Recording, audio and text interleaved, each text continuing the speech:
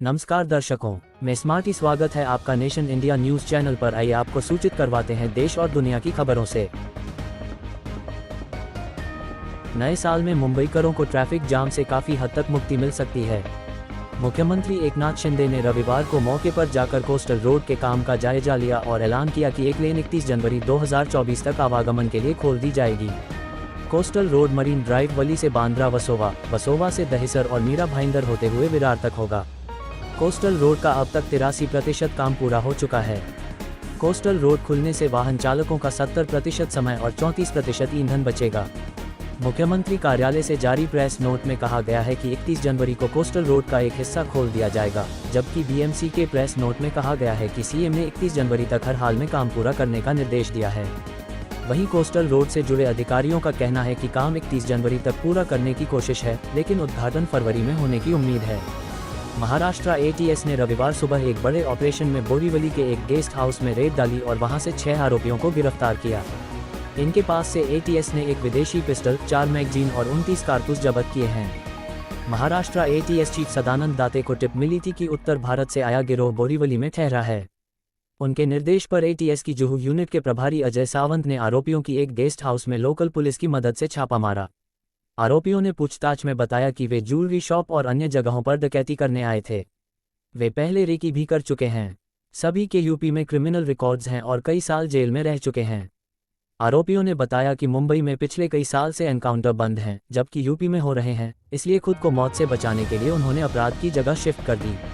मुंबई में 14 साल पहले आखिरी एनकाउंटर 1 नवंबर 2010 को चेंबूर में हुआ था, जब डॉन अश्विन नाइक का साथी मंगेश नारकर मारा गया था। वहीं यूपी में एनकाउंटर की खबरें अक्सर आती रहती हैं। गुरुग्राम का गैंगस्टर संदीप गाडोली 7 फरवरी 2016 को अंधेरी के होटल में मारा गया था। वहां की पुलिस एनकाउंटर बता रही है, जबकि मुंबई पुलिस ने मर्डर बताया। वहां के कई पुलिसकर्मी मर्डर केस में गिरफ्तार हुए हैं। रविवार को गिरफ्तार आरोपियों में दिल्ली का शहादत हुसैन 16 साल की सजा काट कर आया है। दिल्ली के ही असलम खान पर यूपी के गाजियाबाद में मर्डर का केस दर्ज है। चेन स्नैचिंग और आर्म्स एक्ट के भी कई मामले दर्ज हैं। नदीम अंसारी ने उत्तर भारत में लूट की कई वारदातों को अंजाम दिया था। बरेली निवासी रिजवान लतीफ के खिलाफ भी चोरी के मामले दर्ज हैं। मुंबई एटीएस ने जिन अन्य 2 आरोपियों को गिरफ्तार किया है, जिनमें से बुलंदशहर का नौशाद अनवर लूट के लिए मुंबई में कई बार रेकी कर चुका है। गाजियाबाद के आदिल खान ने स्कॉर्पियो चुराई थी और आरोपी उसी से उत्तर भारत से मुंबई आए थे। वारदात के बाद उसी से भागने वाले थे। मुंबई एटीएस के एक अधिकारी ने बताया कि उन्हें कई साल बाद किसी अपराधी के पास से विदेशी हथियार मिले हैं। हम पता लगा रहे हैं कि हथियार किसने उपलब्ध करवाए। मुंबई में एनकाउंटर बंद, इसलिए यूपी से डकैती करने आए बदमाश पर महाराष्ट्र एटीएस के हत्थे चढ़े। कुर्ला पुलिस ने एक प्लाईवुड दुकान के कर्मचारी की आंखों में मिर्ची पाउडर फेंकने और उससे नकदी लूटने के आरोप में 5 आरोपियों को गिरफ्तार किया है। पुलिस ने कहा कि आरोपियों ने करीब 6 महीने पहले भी एक व्यापारी को लूटने की साजिश रची थी। जब ये साजिश सफल नहीं हुई तो उन्होंने 16 दिसंबर को प्लाईवुड दुकान के कर्मचारी को निशाना बनाया और उससे 9 लाख रुपए लूटकर फरार हो गए थे। गिरफ्तार आरोपियों के नाम हैं कृष्णा गौतम, मोहम्मद शाहिद चौधरी, लाल बहादुर मौर्य, अरमान शफीउल्लाह खान और नादिर खान। इस केस का मास्टरमाइंड समेत 2 और आरोपी अभी भी फरार हैं। पुलिस के अनुसार गिरफ्तार आरोपी मौर्य कुर्ला में कारोबारी की दुकान पर काम करता था। वह कारोबारी की दिनचर्या जानता था। ये भी जानता था कि कारोबारी पूरे सप्ताह पैसे इकट्ठा करता था और सारे रुपये एक खास दिन बैंक में जमा करता था। इसी के बाद उसने बाकी आरोपियों के साथ मिलकर कारोबारी या उसके किसी कर्मचारी को लूटने की योजना बनाई। बाकी आरोपी सही वक्त का इंतजार कर रहे थे और दुकान में मौजूद मौर्य से लगातार अपडेट ले रहे थे। इसी टिप पर 7 में से 3 आरोपियों ने 16 दिसंबर को एक कर्मचारी को उस समय रोका जब वह बैंक जा रहा था। इसके बाद उन्होंने चाकू निकाला, कर्मचारी को धमकाया, उसके चेहरे पर मिर्च पाउडर फेंका और नकदी से भरा बैग लेकर भाग गए। उसी रात पुलिस में एफआईआर दर्ज करवाई गई और सीसीटीवी फुटेज व अन्य टेक्निकल इनपुट्स पर आरोपियों की लोकेशन निकाली गई। अब जाकर 5 आरोपी गिरफ्तार हुए। महाराष्ट्र गृह निर्माण क्षेत्र विकास प्राधिकरण महाडा के मुंबई बोर्ड ने अब अपने खाली प्लॉट की नीलामी करने की योजना बनाई है। महाडा को जो सबसे अधिक ऑफर देगा उसे जमीन दे दी जाएगी। सभी विभागीय अधिकारियों को उनके क्षेत्र में उपलब्ध प्लॉट की जानकारी देने को कहा गया है। प्लॉट की जानकारी प्राप्त होने के बाद क्षेत्र के हिसाब से उसकी कीमत तय की जाएगी। कीमत तय होने के बाद नीलामी के विज्ञापन जारी होंगे। मुंबई के अलग अलग हिस्सों में महाडा के कई प्लॉट हैं।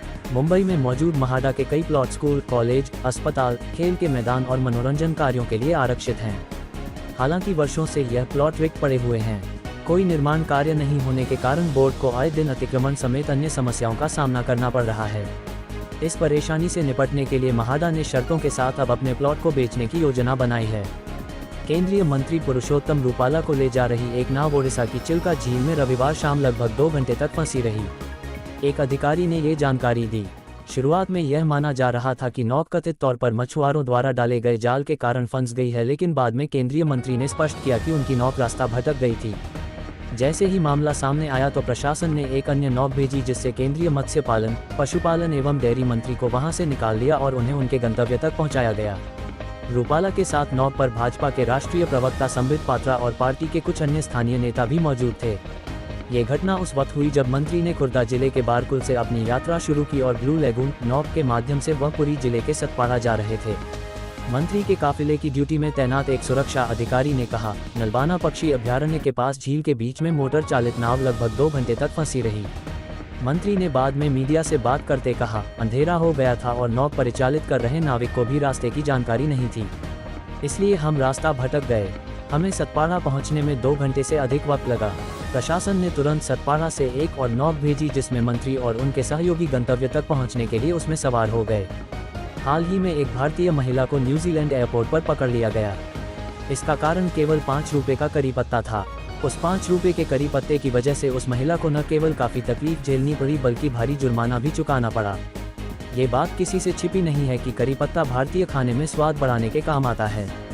यह न केवल हमारी आंखों के लिए बहुत अच्छा होता है बल्कि इसके स्वास्थ्य फायदे भी हैं। लेकिन न्यूजीलैंड एयरपोर्ट के अधिकारियों ने इसे गांजा समझ लिया। असल में करी पत्ता देखने में बिल्कुल गांजा जैसा लगता है। बहुत बार ऐसी खबरें भी मिली हैं कि करी पत्ते के नाम पर गांजे की डिलीवरी की जा रही है।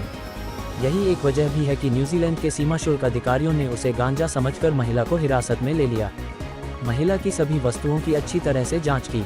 भारत से लाए गए उसके सामान का सारा ब्यौरा जुटा लिया गया है। लेकिन करी पत्ते के मामले में उस महिला पर 200 न्यूजीलैंड डॉलर यानी भारतीय करेंसी के मुताबिक करीब 10,000 रुपये का जुर्माना ठोक दिया। खैर, इस महिला के साथ जो हुआ ऐसा आपके साथ न हो। वीडियो के अंत तक बने रहने के लिए धन्यवाद। आशा करता हूं कि आपको ये जानकारी अच्छी लगी रहेगी। एक निवेदन है कि हमारे YouTube channel nation India news को सब्सक्राइब करना ना भूलें तथा लाइक, शेयर और कमेंट करें। धन्यवाद।